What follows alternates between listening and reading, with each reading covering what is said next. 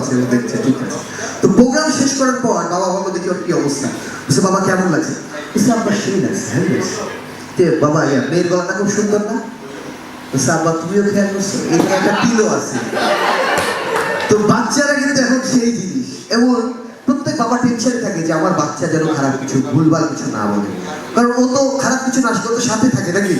তো এক বাবা বাচ্চাকে নিয়ে রাস্তায় বেরিয়েছে, সামনে দেখে একটা প্রেগনেন্ট মহিলা, গর্ভবতী মহিলা। বাচ্চা বলছে আব্বা এই মেয়ের পেট ফোলা কেন, বলছে তুই জানিস, বলছে না আব্বা এর অস্বাভাবিক ফুলে গেছে, ঘটনা কি, বলছে তুই জানিস, বলছে না আব্বা জানি না। তো বাবা ভাবছে এমন করে বলি ও যেন বুঝতে না পারে। তো অনেক বুদ্ধি খারাপ বলছে ইয়া বাবা ওই মেয়ের পেটে পানি জ্বলছে। ওকে আব্বা তাহলে পেটের বাচ্চা তো পানির ডুবেই মরবে। সব বুঝি সব অভ্যাস। কক্সবাজারে গেছি কিছুদিন আগে, এক বাচ্চার উপরে ফুলা ছিটাচ্ছে। তা আমি পাশে বয়স্ক লোক বলো, এই যে আপনার বাচ্চা কি ছিটাচ্ছে এটা, অভ্যাস একটা আমার মানে গায়ের ফুলা ছিটাচ্ছে।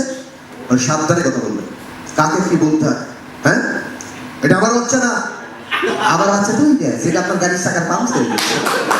তো এখনকার বাচ্চারা একটার চেয়ে আর একটা সেই লেভেলে খারাপ। আর তো বোঝেন আমরা যারা একটু হয়েছি, এখন ইয়াং জেনারেশন কেমন, কি মনে হয় বস, ইয়াং জেনারেশন কেমন এখনকার কেউ থাকে না, এই যে টি শার্ট আর প্যান্টের মাঝখানে যে গ্যাপ, এটাকে কি বলে, এটা বলে জেনারেশন গ্যাপ। এটা আগে ছিল না এখন আসছে।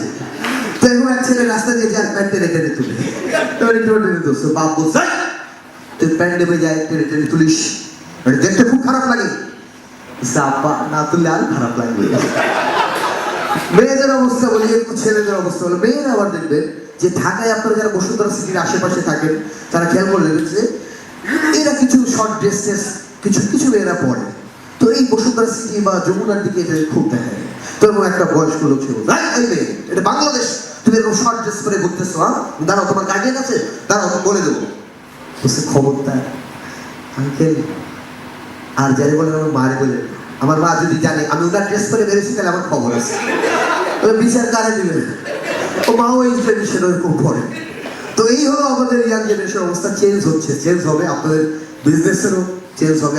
জাপানে যদি জিজ্ঞেস করে বাচ্চা হচ্ছে অনেকদিন ধরে কি করে, বলছে তুমি এ করো, ডাক্তার চেঞ্জ করো, যে ডাক্তার দেখেছো ওটা মনে ঠিক ঠিক না। বাংলাদেশের ডাক্তারকে বলেন যে বাচ্চা হচ্ছে, আমি কি একবার ট্রাই করতে পারি, বলছে বললো আমি কি একবার চেষ্টা করতে পারি।